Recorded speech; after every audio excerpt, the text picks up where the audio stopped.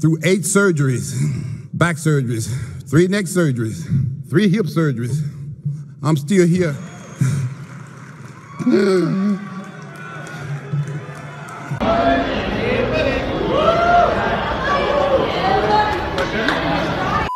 Dans la vidéo d'aujourd'hui, je vais te raconter l'histoire de Ronnie Coleman, 8 fois Mister Olympia et l'un des bodybuilders les plus forts de l'histoire, qui, à l'âge de 59 ans et après avoir subi plus de 13 chirurgies, au niveau de la colonne vertébrale, des cervicales et du bassin, se retrouve paralysé et incapable de marcher. Il doit actuellement se déplacer en chaise roulante. On va donc analyser ensemble son parcours, ses méthodes d'entraînement, ses blessures et surtout les erreurs qu'il a peut-être fait pour en arriver dans cet état. Avant de commencer la vidéo, n'oublie pas, un pouce bleu et un abonnement, ça va te permettre de soulever des charges très lourdes, aussi lourdes que Ronnie Coleman, tout en protégeant ton dos. Alors surtout, n'hésite pas, abonne-toi et rejoins-nous. Bref, c'est parti pour la vidéo sur Ronnie Coleman, générique.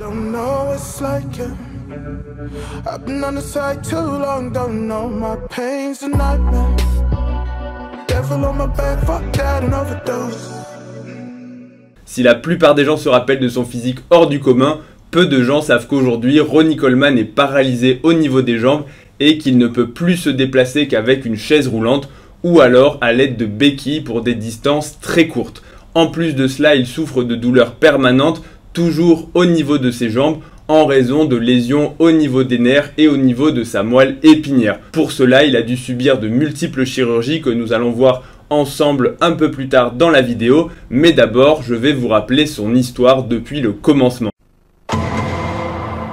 Avant même d'être un bodybuilder, Ronnie Coleman a toujours été très fort, puisque dans sa jeunesse, il participait déjà à des compétitions de powerlifting, ce qui lui a valu sa première blessure sérieuse lors d'un squat à 500 pounds, ce qui fait environ 220 kg à l'âge de 17 ans, puisqu'il décrit, je cite dans sa biographie, que soudainement, il avait senti que quelque chose s'était passé et il avait entendu un crack au niveau de sa colonne vertébrale lombaire, avant de ressentir une sensation de s'être fait foudroyer à cet endroit. Les douleurs ont heureusement disparu dans les jours qui ont suivi et il a pu continuer sa carrière de powerlifter et continuer l'entraînement toujours plus lourd. Il a également fait du football américain, ce qui lui a aussi valu plusieurs blessures, notamment au niveau des cervicales et au niveau des lombaires, puisque c'est un sport relativement violent et il a depuis appris à vivre avec des douleurs non pas permanentes mais qui revenaient régulièrement. Et dans plusieurs interviews, on peut lire qu'il n'y avait pas une semaine où il n'allait pas chez le chiropracteur pour être manipulé afin de pouvoir supporter les douleurs et les faire temporairement disparaître. On voit déjà dans sa biographie qu'avant même d'être un bodybuilder, Ronnie Coleman avait déjà eu plusieurs blessures au niveau de sa colonne vertébrale et qu'il était habitué à toujours pousser au-delà de la douleur et finalement à ignorer les signaux que lui envoyait son corps. Pour vous donner un petit peu de chronologie, en 90, Coleman a 26 ans et il va participer à sa première compétition de bodybuilding, mais à cette époque, c'est surtout au powerlifting qu'il excelle puisqu'il est extrêmement fort en plus de commencer à développer son physique pour le bodybuilding. C'est clairement grâce à l'influence du powerlifting qu'il va s'entraîner en bodybuilding avec des charges extrêmement lourde pour les bodybuilders de l'époque, mais non pas dans une optique de force, mais dans une optique d'hypertrophie. Là où la plupart des bodybuilders soulevaient des charges modérées pour l'hypertrophie, Coleman va prendre des charges très lourdes pour la plupart des bodybuilders, tout en les soulevant pour 10, 12, voire même 15 répétitions. Malheureusement, c'est en 97 lors de l'entraînement que Ronnie va à nouveau se blesser lors du squat, puisqu'il nous dévoile dans une interview faire du squat à 600 pounds, ce qui est l'équivalent de 220-230 kg pour des séries de 12 répétitions qu'il avait l'habitude de faire, sauf que ce jour-là, et il déclare s'en rappeler parfaitement bien, il a ressenti à la 8e répétition à nouveau une violente sensation au niveau de son bas du dos avec un crack qui s'est ensuite accompagné de violentes douleurs qui n'ont pas, contrairement aux fois précédentes, passé au bout des quelques jours. Et au bout de 2 semaines, il avait toujours de grosses douleurs, en plus d'avoir une faiblesse au niveau de ses membres inférieurs et surtout des douleurs de sciatique, c'est-à-dire des décharges électriques le long de la fesse et de la cuisse jusqu'au petit orteil. Donc très clairement, quelque chose n'allait pas. C'est pourquoi le lendemain, il a eu une IRM qui a révélé qu'il s'était fait une hernie discale. La hernie discale, c'est donc la première blessure entre guillemets sérieuse qu'il a subie. C'est lorsqu'un disque intervertébral va sortir de sa position naturelle. Les disques intervertébraux sont là pour protéger les vertèbres et amortir les chocs. En quelque sorte, ils servent de petits coussinets entre les vertèbres pour prévenir leur usure. Sauf que en cas de pression trop importante sur la colonne vertébrale dans des positions de faiblesse, et typiquement ce sont les positions penchées en avant lorsque le dos et la colonne vertébrale lombaire n'est pas gainée, l'hyperpression peut conduire à la protrusion, c'est-à-dire la sortie du disque hors de l'espace. Et là où la plupart des hernies discales ne sont pas, on va dire, invalidantes, une hernie discale va faire mal sur le moment puisqu'il va y avoir de l'inflammation, mais la plupart du temps, les gens vivent avec une hernie discale sans forcément avoir de symptômes. Le souci, c'est quand ce disque intervertébral va venir irriter les racines des nerfs qui sont localisés en face, et en les irritant ou en les comprimant, provoquer ces douleurs et notamment ces sensations, ce qu'on appelle des paresthésies, qui sont des fourmillements sur le territoire en fait du nerf. Donc très souvent c'est une lombosciatique, c'est-à-dire qui correspond à l'irritation du nerf sciatique, ce qui donne un trajet, donc comme je vous l'ai dit, sur la face latérale de la fesse, de la cuisse, jusqu'au niveau du petit orteil, mais virtuellement d'autres nerfs peuvent être touchés. On parle également de l'ombocruralgie lorsque c'est le nerf crural qui va être comprimé. La plupart du temps, une fois que l'inflammation locale a disparu, la compression ou l'irritation s'amoindrit et les douleurs disparaissent. Parfois, certaines personnes peuvent conserver des sciatiques invalidantes ou des sciatiques qui vont se réveiller régulièrement dès qu'ils font un faux mouvement, dès qu'ils portent des charges. Mais la plupart du temps, vous avez une hernie discale et il est possible que toi-même qui regardes la vidéo, tu en aies une sans le savoir, puisque quand on fait des IRM à des personnes asymptomatiques à l'âge de 60 ans, la plupart ont des hernies sans même le savoir et sans même avoir de symptômes. Donc il est possible que tu aies une hernie, mais simplement qu'elle ne comprime pas les nerfs et donc que tu n'aies pas de sciatique ou d'autres problèmes neurologiques et pas non plus de douleurs puisque les douleurs sont liées à beaucoup d'autres facteurs. Mais là, Ronnie, c'est la première fois qu'il s'est dit « Ok, il y a quelque chose de sérieux ». Il a vu un médecin qui lui a dit que probablement il allait falloir opérer en raison de la faiblesse qu'il ressentait au niveau de ses jambes et surtout de la compression du nerf par le disque. Mais le problème, c'est qu'il voulait soulever toujours plus lourd et surtout, il ne voulait pas abandonner sa carrière de bodybuilder qui était en train de démarrer et surtout de démarrer avec de très grands projets et manifestement le futur qu'on lui connaît, c'est-à-dire de rafler tous les titres internationaux les plus prestigieux. Donc il a dit je vais vivre avec et je vais faire en sorte que ça passe et on verra plus tard. Ce qu'il a fait puisqu'il n'a ensuite plus été véritablement embêté par d'autres blessures.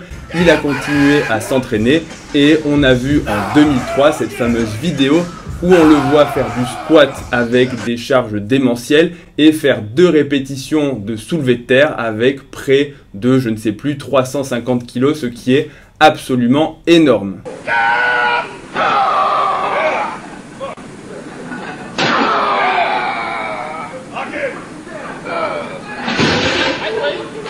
Bref, vous l'aurez compris, Ronnie Coleman avait non seulement un physique incroyable, mais il était en plus extrêmement fort et il a continué ce style d'entraînement avec des charges très lourdes tout au long de sa carrière et en plus de ça, il gardait également des charges lourdes lors de ses préparations au Mister Olympia alors qu'il était en sèche, c'est-à-dire en déficit calorique. C'est en 2007 que Ronnie Coleman va arrêter les compétitions de bodybuilding à l'âge de 44 ans et enfin se consacrer à sa récupération puisqu'il souffrait jusque-là de douleurs invalidantes au niveau du dos à chaque entraînement et qu'il nous expliquait s'entraîner au-delà de la douleur, probablement avec l'utilisation de beaucoup d'antalgiques. Il va donc reconsulter un spécialiste, un neurochirurgien pour sa colonne vertébrale qui va lui recommander une opération et ce sera sa première opération du dos mais qui n'aura pas énormément d'effet. Tout au plus, elle l'aura soulagé un petit peu, mais je cite, aucune de ces chirurgies au niveau du dos n'aura véritablement été efficace. Dans le cadre d'une hernie discale, les indications opératoires sont rares et dans l'extrême majorité du temps, on préconise simplement un traitement conservateur qui va associer le repos minimal et le retour à l'activité physique afin de réentraîner son dos et à l'aide de kiné ou éventuellement d'autres techniques de réadaptation, de faire disparaître l'inflammation et disparaître les douleurs. Mais dans de rares cas, une indication chirurgicale peut être posée, notamment en urgence quand il y a soit des douleurs extrêmes au niveau lombaire qui ne passent pas, c'est ce qu'on appelle les hernies discales avec des sciatiques hyperalgiques, ou alors des sciatiques avec compression nerveuse invalidante avec une paralysie, quand le nerf est fortement comprimé et qu'il y a une paralysie, c'est-à-dire un déficit moteur, l'indication chirurgicale est urgente pour aller décomprimer le nerf. Puisque le risque, c'est que si la compression se maintient pendant trop longtemps, le nerf subisse des dégâts irréversibles et ne puisse plus jamais récupérer. Enfin, on peut être également amené à opérer des personnes sans urgence qui ont des sciatiques récidivantes ou des douleurs au niveau du dos de façon chronique, pour qui la rééducation n'a pas marché et qui sont demandeurs d'une chirurgie pour, en gros, des douleurs invalidantes ou handicapantes dans la vie quotidienne. Dans ces cas-là, il faut savoir que les résultats sont en général bons sur la décompression au niveau du nerf sciatique, qu'en gros ça va permettre de soulager les symptômes de la sciatique chez la plupart des gens, mais que les résultats sont très inconstants au niveau des lombalgies. En gros, c'est pas parce qu'on va vous opérer au niveau de votre hernie discale lombaire que vous n'aurez plus mal au dos, parce qu'on l'a vu, les douleurs au niveau du dos sont plurifactorielles et ne dépendent pas que d'un disque qui est sorti. Jusque-là, même si le résultat était imparfait, Ronnie n'a pas eu tellement de soucis jusqu'en 2014. C'est en 2014 qu'on a vu Ronnie sur une chaise roulante pour la première fois, puisqu'il a dû subir une opération au niveau de ses deux hanches en raison d'une arthrose évoluée. L'arthrose, c'est la destruction de l'articulation en fait, à la fois au niveau du cartilage qui va recouvrir les surfaces osseuses, mais ensuite une petite atteinte au niveau osseux sur les surfaces de contact. En gros, l'arthrose de hanche évoluée, c'est une pathologie qui est très fréquente chez les personnes âgées qui vont se plaindre de douleurs à la hanche quand elles marchent. Typiquement, c'est papy-mamie qui dit « Ah ben ma hanche me fait encore mal ». Et quand on confirme que l'arthrose est évoluée, le traitement entre guillemets final, c'est la prothèse totale de hanche, c'est-à-dire qu'on va venir remplacer complètement l'articulation avec une prothèse, ce qui va permettre de faire disparaître les douleurs, mais au prix d'une prothèse et de règles de bon usage, en gros pour ne pas avoir les complications de la prothèse, notamment certains mouvements vont être à proscrire puisque sinon la prothèse peut se déceler, il y a toujours un risque d'infection, de complications, mais globalement les prothèses de hanche sont quelque chose qui marche bien. Ronnie Coleman avait donc une arthrose avancée en 2014, soit à peu près à l'âge de 50 ans, et des deux côtés. Il nous explique qu'il y a très probablement un facteur génétique puisque dans sa famille, beaucoup de personnes ont déjà eu de l'arthrose évoluée, mais il est assez persuadé que l'utilisation et le port de charges extrêmement lourdes ont contribué à aggraver cette arthrose et à user les cartilages et les surfaces articulaires de façon prématurée. Et pour le coup, c'est vrai que quand on applique des contraintes sur l'os pour peu qu'il y ait des petites malformations ou une prédisposition à l'arthrose, on va véritablement précipiter la dégradation du cartilage. C'est quelque chose d'assez facile à comprendre, c'est simplement une usure mécanique. Si vous faites supporter à vos hanches et à votre colonne vertébrale, et je vais y revenir un petit peu après, de telles charges, forcément qu'elles vont s'user plus vite. Bien sûr, il y a une réparation, mais quand toute sa vie il a soulevé aussi lourd, forcément qu'il y aura un prix à payer. Alors heureusement, tous les bodybuilders et tous les powerlifters n'auront pas d'arthrose, mais là, enfin, en tout cas pas d'arthrose évoluée, mais là encore, c'est le facteur génétique qui va être précipité par les facteurs environnementaux et les décisions et les choix de vie. On voit donc à cette période, en 2014, Ronnie en chaise roulante, en rapport avec le post-opératoire de ses deux prothèses de hanche, mais malheureusement pour lui, les choses vont dégringoler à partir de là, puisque en 2015, il déclare prendre un vol long courrier pour aller en Russie, sortir de l'avion et se retrouver bloqué avec des douleurs intenses qui vont conduire à une chirurgie en urgence, ou en tout cas en semi-urgence dans les semaines qui vont suivre, une chirurgie de 13 heures au niveau de sa colonne vertébrale pour venir décomprimer à nouveau la colonne vertébrale qui appuyait au niveau des nerfs puisqu'il avait de grosses douleurs au niveau des jambes. Donc là encore, des problèmes nerveux, des problèmes au niveau de la colonne vertébrale. Et je vais revenir là-dessus parce que il y a à la fois les problèmes de hernie discale et tous les pratiquants de musculation, les sportifs, bref, tout le monde a un peu la phobie, une terreur de la hernie discale, ce que je peux comprendre puisque ça peut avoir de vraies conséquences, mais pas grand monde ne va penser à l'arthrose. Et véritablement, l'arthrose au niveau des vertèbres, que ce soit l'arthrose lombaire, que ce soit l'arthrose cervicale, c'est un peu plus rare au niveau des vertèbres thoraciques, mais en gros toutes les vertèbres peuvent être touchées par l'arthrose, d'autant plus quand le disque intervertébral est usé et qu'il y a des frottements importants et des charges lourdes qui sont appliquées sur les vertèbres. D'autant plus si Ronnie Coleman a une prédisposition à l'arthrose, ça veut dire que eh bien, il va avoir de l'arthrose également de façon prématurée sur sa colonne vertébrale. Ce que je ne vous ai pas dit, c'est qu'au niveau des vertèbres, à l'intérieur, il y a la moelle épinière qui circule et qui, à chaque étage vertébral, va laisser sortir des nerfs pour aller irriguer nerveusement l'étage correspondant au niveau du corps, donc les bras, bref, vous voyez l'idée, à chaque niveau, des nerfs vont sortir pour la partie du corps correspondante, et si cette arthrose va détruire les vertèbres, elle peut comprimer et abîmer les trous où vont sortir les nerfs et venir les comprimer, à la fois par un mécanisme mécanique, la compression par la prolifération un peu osseuse, mais aussi par de l'inflammation. Donc Ronnie Coleman avait très probablement, en plus d'une hernie discale invalidante, de l'arthrose étagée sur sa colonne lombaire. Et donc, je vais vous la faire courte, il a été opéré une fois, ça a duré 13 heures, il a dû être réopéré plusieurs fois, et au total, il a subi 13 chirurgies, puisqu'à chaque fois, il gardait des douleurs, et il gardait cette paralysie au niveau des jambes, et donc le chirurgien a multiplié les interventions pour essayer de décomprimer progressivement les nerfs, et donc, comme il le dit, au final, il aura eu une reconstruction totale de sa colonne vertébrale qui est totalement soudée, puisque l'intervention, et je vais peut-être vous intégrer un petit schéma, l'intervention s'appelle une arthrodèse, où on va venir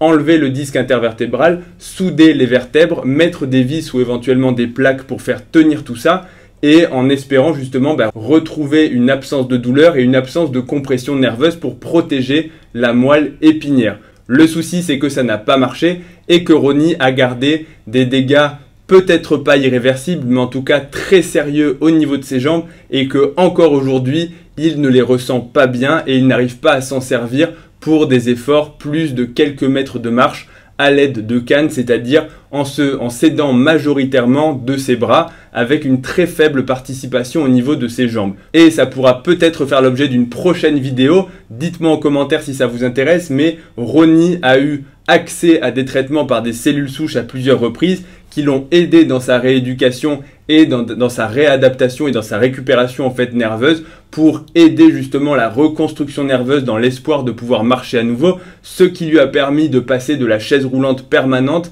à l'utilisation de béquilles. Donc même si ça peut paraître de l'extérieur une petite amélioration, l'amélioration pour Ronnie est réelle, c'est qu'il a pu se mettre debout et il a pu quand même se servir un petit peu de ses jambes. L'autre chose, c'est pour les douleurs, c'est que d'avoir des douleurs permanente et invalidante, c'est quelque chose de très dur à vivre mentalement, et il faut beaucoup de résilience et de mental pour arriver à les supporter. Mais pour le coup, heureusement, Ronnie c'est un sportif et toute sa vie il a vécu avec des douleurs pendant le sport, donc de ce côté-là c'est un battant, et on le voit, il continue d'aller à la salle de sport, il continue de s'entraîner. De ce côté-là, on ne peut que l'applaudir. Donc les messages à retenir de cette vidéo, c'est que il y a bien sûr une part génétique, mais que l'entraînement en très lourd va inévitablement favoriser la dégradation de vos articulations si vous êtes prédisposé, ou tout simplement si vous ne récupérez pas assez. Si vous regardez la vidéo, le message à retenir, c'est de faire quand même attention aux charges que vous soulevez, et c'est pas parce que sur le moment vous n'avez pas de blessure ou pas de douleur, bien que Ronnie en avait, que ça ne va pas sur le long terme vous abîmer. J'espère que cette vidéo vous aura plu, que vous aurez un peu mieux compris comment Ronnie Coleman en est arrivé là aujourd'hui, puisqu'on peut voir la dégringolade entre un champion de culturisme et aujourd'hui un homme en chaise roulante. Si la vidéo vous a plu, n'hésitez pas à mettre un pouce bleu et un abonnement à la chaîne. Retrouvez-moi aussi sur Instagram et sur TikTok, ledoc.pm, et je vous dis à bientôt pour la prochaine vidéo. Salut à tous.